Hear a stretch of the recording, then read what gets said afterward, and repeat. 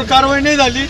15 तारखेला दुपारी 1 वाजता आम्ही उपोषण 100% दोन्ही ग्रामपंचायतीचे हार द्या.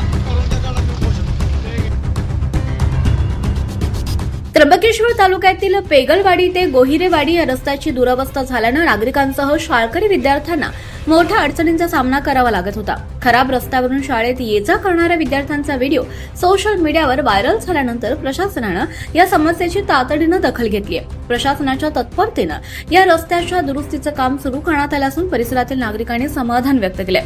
इगतपुरी त्र्यंबकेश्वर विधानसभा मतदारसंघाचे आमदार हिरामणदादा खोसकर, नाशिक जिल्हा अधिकारी आयुष प्रसाद तसेच पीडब्ल्यूडीचे अधिकारी यांनी स्वतः घटनास्थळी भेट देऊन रस्त्याची पाहणी केली तसंच सुरू असलेल्या दुरुस्तीच्या कामाची देखील माहिती घेतली.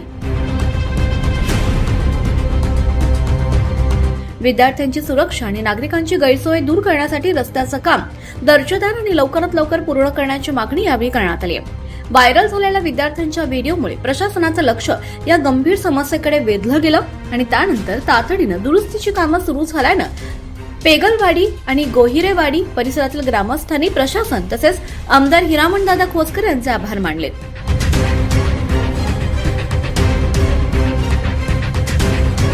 24 लाईव्ह महाराष्ट्र न्यूजसाठी जयवंत हागोटे, त्र्यंबकेश्वर.